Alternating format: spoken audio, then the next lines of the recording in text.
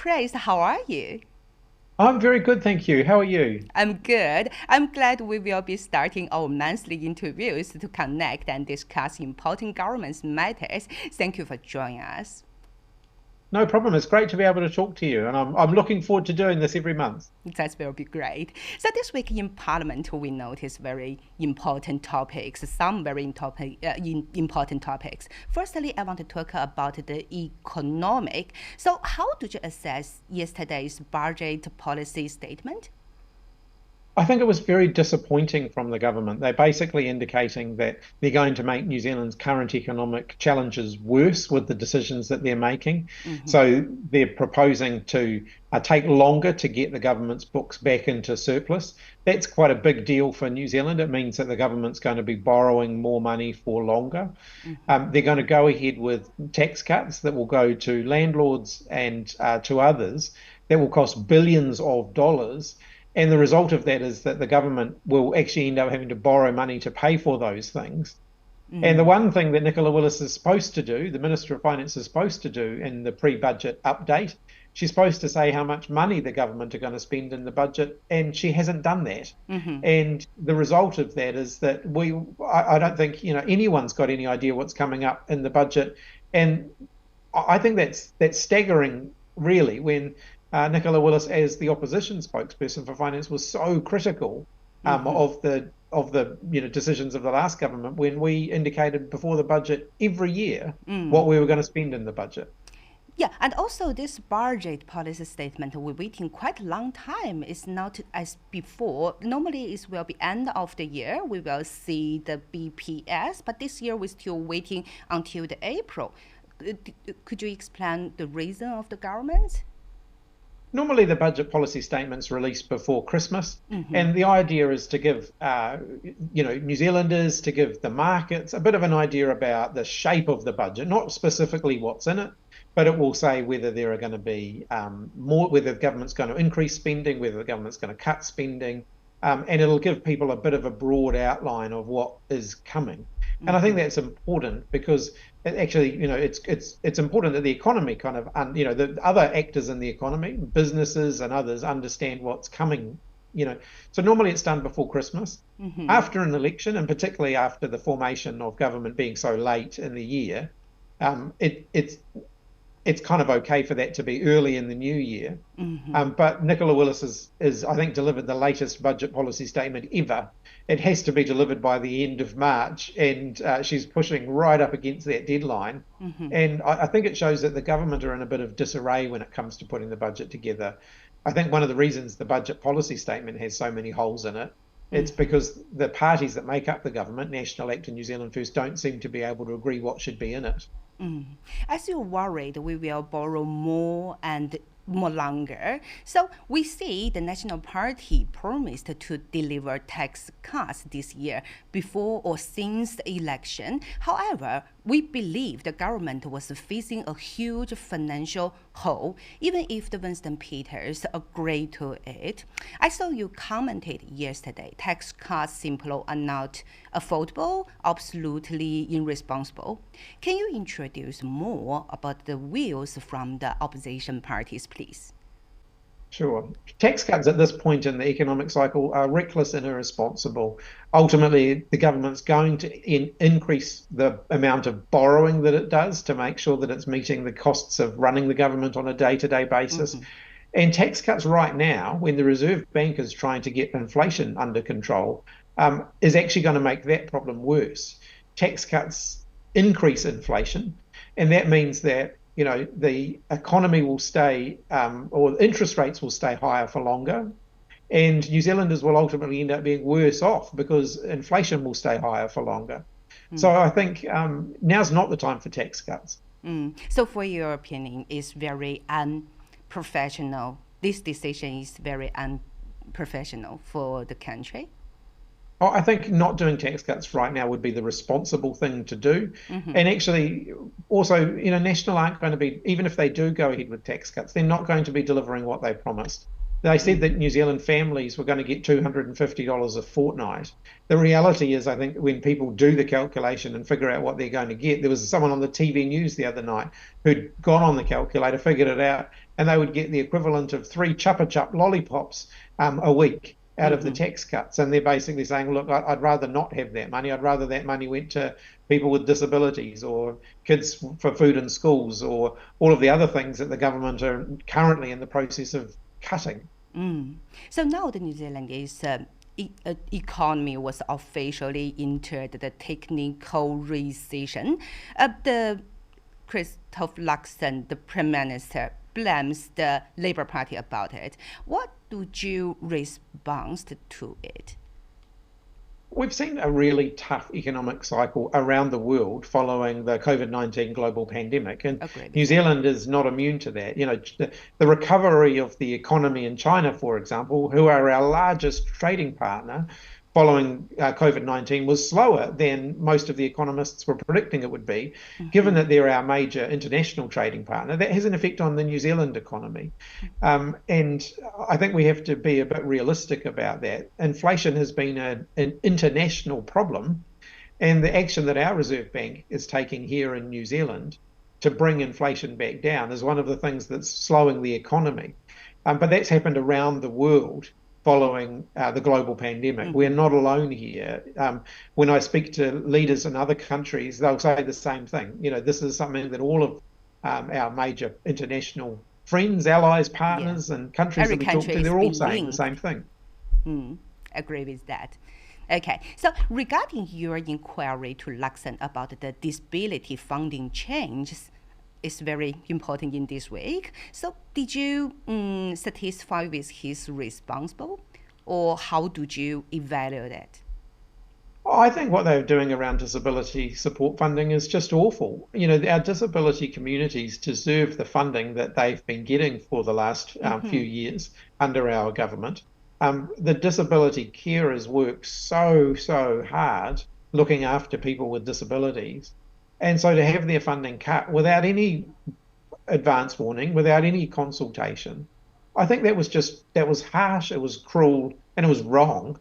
And the government now seem to be trying to find other people to blame for that, when actually these were their decisions. The minister responsible agreed to these cuts. And so, you know, I think it shows that their priorities are just wrong. Yeah. So regarding the ECE Tax Credit in this week, do you think it's a good idea or smart idea under this bad economic situation? Absolutely I think not. increasing support for early childhood education is ultimately good for the economy because it provides parents with more choices about going back to work. If they can access cheaper childcare. So it's particularly good for women who often end up, shouldering the lion's share of the responsibility of being at home and looking after children. Although increasing numbers of dads are doing that too, it's still largely women who are doing that. And this means that they can participate more in the workforce. But we should also be clear that there's a bit of smoke and mirrors in the government's policy here. They've actually cut 20 hours a week free early childhood education for 2-year-olds in order to pay for the tax credit that they're now offering. And in the process, they're saving nearly $500 million because their tax credit is going to give families less than the 20 hours free was going to be giving them. So I think ultimately, you know, it shows that their priorities are a bit wrong. I think that investment in early childhood education was the right thing to do. Thank you, JP. So we talk about about the government's been cutting a lot of the frontline department staff lately. I see a lot of discuss about that. So what's your comments on that? I think that their decision to cut public services right now is just wrong. They're putting thousands of people out of work at a tough point in the economic cycle. It's going to cut into frontline services that New Zealanders rely on. We've already seen that with disability support. We've seen that with them, threatening to cut the free school lunches program. And we're now seeing exactly where the cuts are coming. So primary industries and customs who work at our border to keep our border secure are laying off a lot of staff. That's actually going to make our border less secure. So I think that that's just really irresponsible. And, unemployment is going up, and the decisions of this government are actually putting more people out of work. And the Minister for Employment, whose job it is to keep people in work, when asked about that earlier this week, said, well, New Zealanders who can't find work should think about moving overseas. I just can't believe that the message from this government is if you've lost your job, you should leave the country. The fact that the Minister for Employment is saying that, I've never seen anything like it. And also, I believe it will be make our jobs more slowly because we without more people to do that. Absolutely. We've had a problem in the last few years of not having enough people to do the work that's available in New Zealand. And now we've got the government telling people to leave the country. I really don't know where the government are at with all of these decisions. In opposition, they were saying that we needed to let more people in through the border. We needed looser immigration settings so that we could actually meet the needs of the workforce. Now they seem to be saying, well, unemployment's going up, so people should leave the country. It's such an incoherent position that they're taking. This week, our country became the Dubai of the South Pacific immediately because the people believe we rely on the low-skilled labor. Do you agree with that?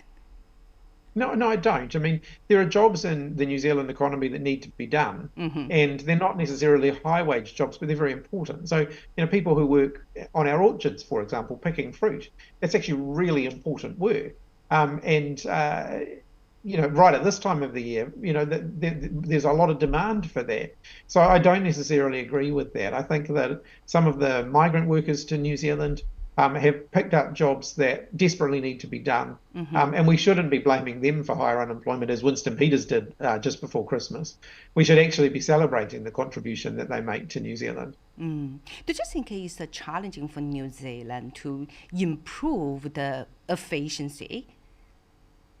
I think productivity is a big challenge for New Zealand. And, I think that all of our businesses, I'm sure, are very focused on improving productivity. I know some of our big businesses are investing heavily in technology and in innovations to upgrade their productivity. The work that we did in government to support industry through industry transformation plans, that was all about increasing productivity. The current government have cut all of that work.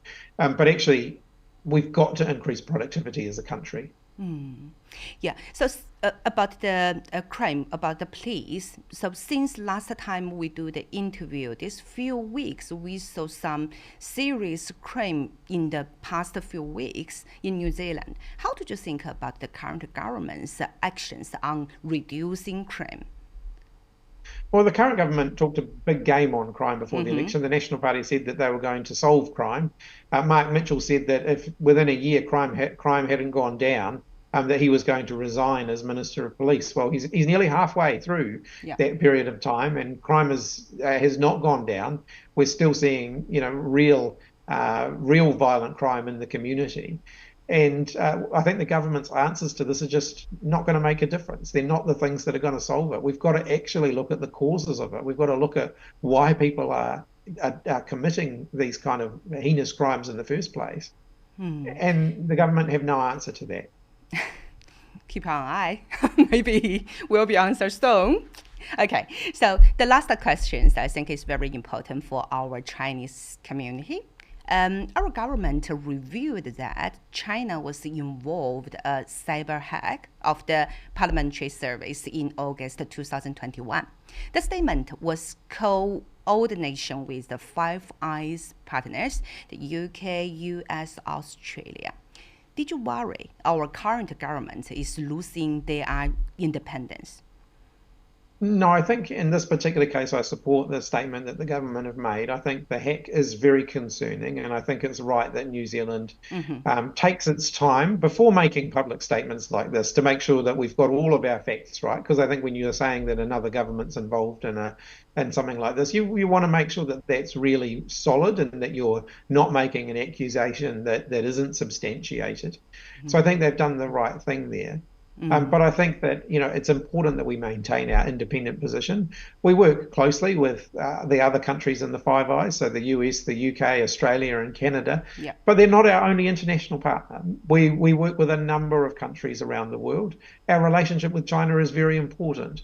And it's important that we continue to have a relationship where we can raise concerns with one another and that we can do that openly and honestly. And I think that's what's happened in the last week. Do you think the balance is very difficult for New Zealand? Well, balance has always been difficult for New Zealand. We really value our relationship with China. We value our relationship with the US, Australia, Canada, and the UK as well. And we have always worked really hard to balance those two things to make sure that we're acting in New Zealand's best interests. And that's what I hope our current government will continue to do. It's certainly what we'll do in the Labour Party. Yeah, we can see since the Labour Party or the National Party do a lot, working hard with the China for our trading business. Okay, thank you, Chippy. Thank you for your time today. I'm excited for our interview next month. Thank you very much. Hope you have a good day. Thank you. You have a great day. It was great to talk to you. Okay, thank you, Susan. Bye. Bye-bye.